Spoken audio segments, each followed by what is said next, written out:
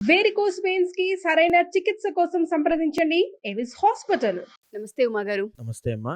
మిథున లగ్నం వారి కనుక మనం చూసుకుంటే ఏ విధంగా ఉంటుంది అంటారు? వీళ్ళ గుణగణాలేంటి? ఏ ఏ విషయాలలో జాగ్రత్తలు వహించాలి? సో, ఈ యొక్క రాశి వేరు, నక్షత్రం వేరు, లగ్నం వేరు అండి. సో, రాశి, నక్షత్రం అనేటువంటిది మీ యొక్క అంతర్గత జాతకంలో చంద్రుడు ఏ రాశిలో ఉంటే ఆ యొక్క జన్మరాశి ఆధారంగా రాశి నిర్ణయములు, మాస ఫలితములు ఇవన్నీ నిర్ణయించబడతాయి. మీరు ఏ సమయంలో అయితే జన్మించారో ఆ సమయానికి ఆధారంగా సూర్య ప్రమాణం ఆధారంగా నిర్ణయించబడేదే లగ్నము.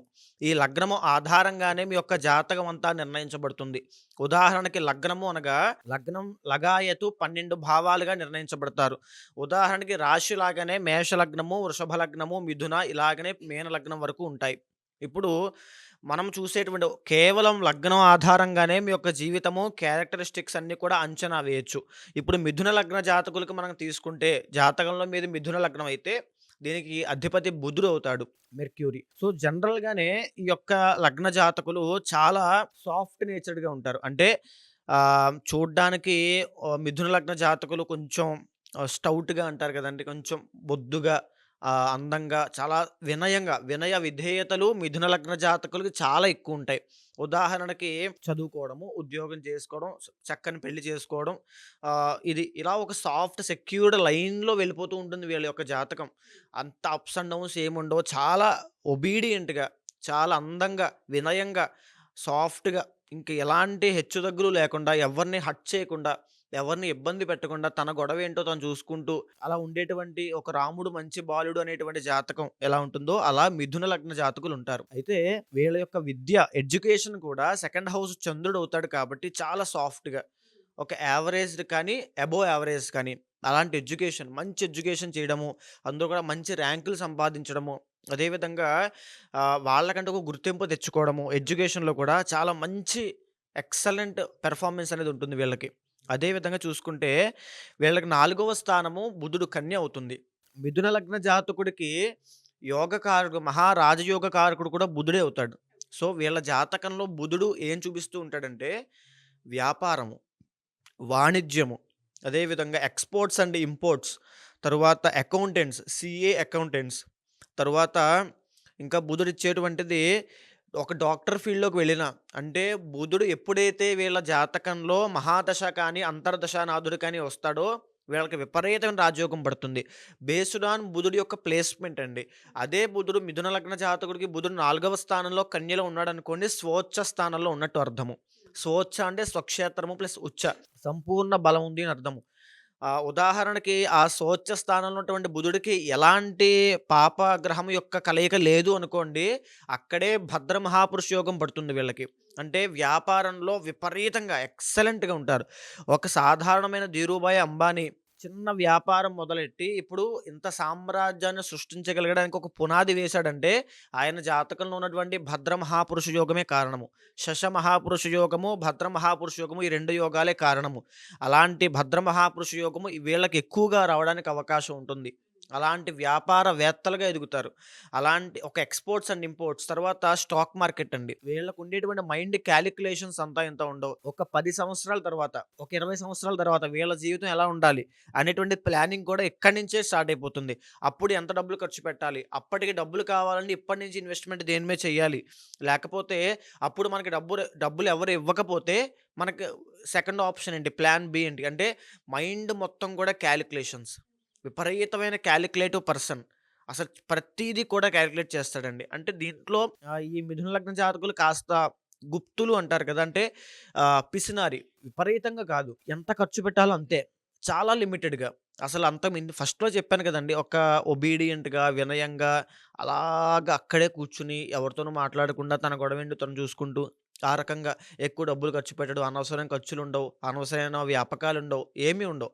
ఆ రకంగా ఉంటారు. అదే విధంగా వీళ్ళు కనుక చిన్నప్పటి నుంచే బిజినెస్ మేనేజ్మెంట్ కోర్సుల్లో కనుక చదివించగలిగితే, వీళ్ళని 10 మందితో ఎలా మాట్లాడగలగాలో చిన్నప్పటి నుంచి నేర్పించగలిగితే విపరీతమైన రాజయోగం పడుతుంది. ఎందుకంటే బుధుడు వాక్కు కారకుడు, కమ్యూనికేషన్‌కి కారకుడు.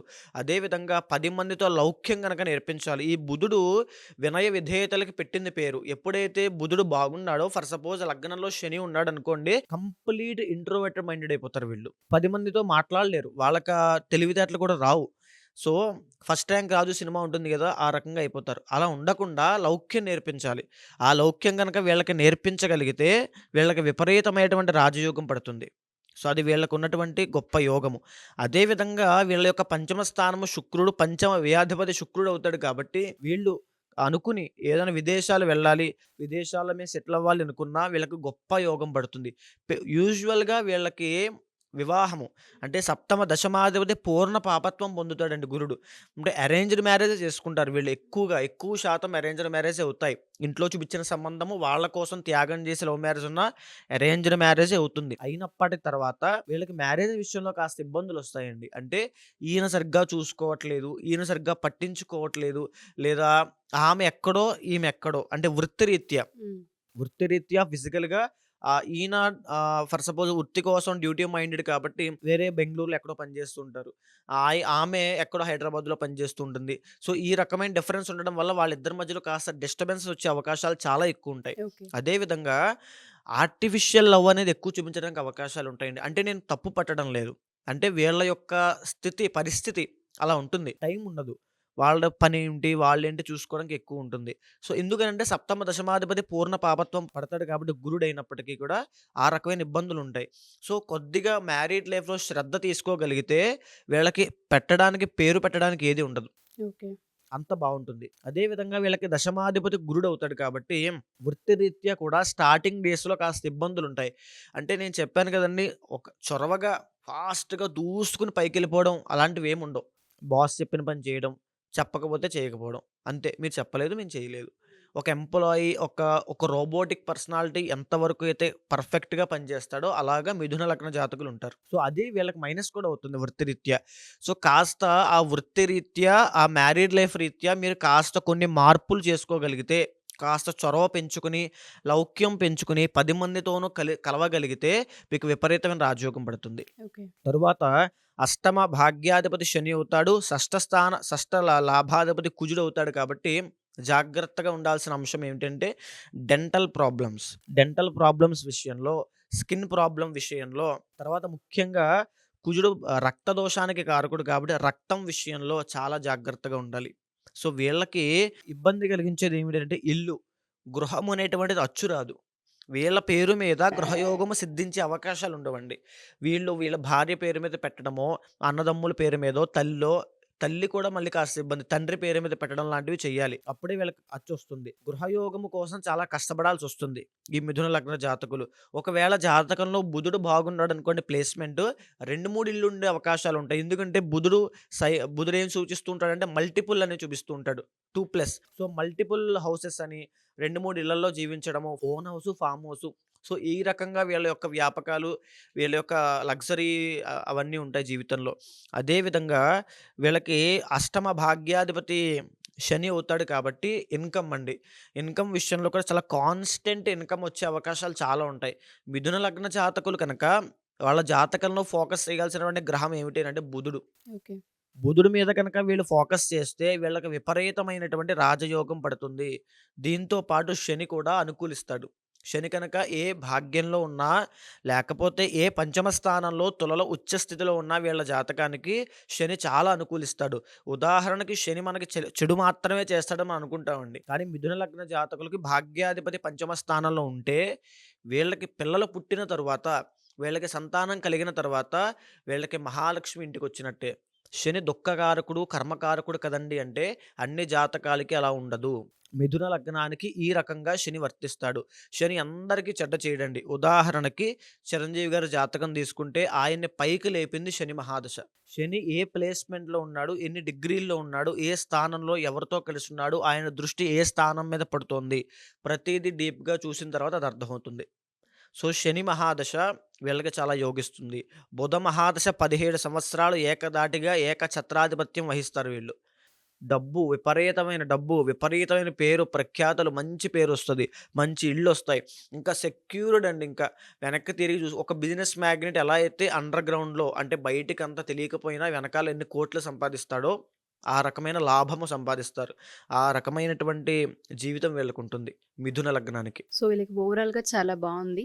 జాతకం అనేది చూపించుకొని ఏది చేయాలి మీరన్నట్టుగానే చాలా మందికి జాతకాలు చూసినప్పుడు చాలా బాగుంటుంది. బట్ వాళ్ళ రొటీన్ లైఫ్‌లో గనుక చూస్తే ఎక్కడో మానసిక ఇబ్బందులు, దాంతోపాటు హెల్త్ ఇష్యూస్, దాంతోపాటు ఫినాన్షియల్ ప్రాబ్లమ్స్ వస్తుంటుంటారు. జాతకానికి, రియాలిటీకి కొన్నిసార్లు సింక్ అవ్వదు. అలా ఎవరైనా గనక మన ఈ వీడియోస్ చూసి మీరు చెప్పినట్టుగా మాకు జరగట్లేదు అనుకునే వాళ్ళకి అంటే దోషాలేమన్నా ఉంటాయంటారా? అంటే ఇప్పుడు నేను చెప్పేది సింక్ అవ్వట్లేదనంటే, నేనొక బ్లూ ప్రింట్ చెప్తున్నానండి. లగ్నం ఆధారంగా ఒక జాతకం ఎలా ఉంటుందని బ్లూ ప్రింట్ చెప్తున్నాను. దీనికి పైన జరగచ్చు, దీనికి మైనస్ అంటే కిందకి జరగచ్చు. Based on your placements. అంటే ఆ బుధుడు ఏ ప్లేస్‌మెంట్‌లో ఉన్నాడో, ఎన్ని డిగ్రీలతో ఎవరితో కలిసున్నాడంటే మళ్ళీ మారిపోతుంది.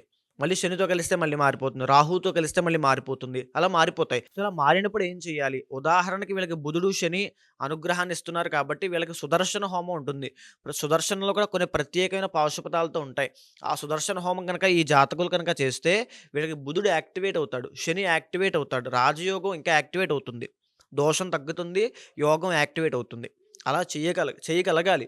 చెయ్యాలంటే పర్ఫెక్ట్ పరిహారం ఏం చేస్తే బావుంటుందని తెలియాలి.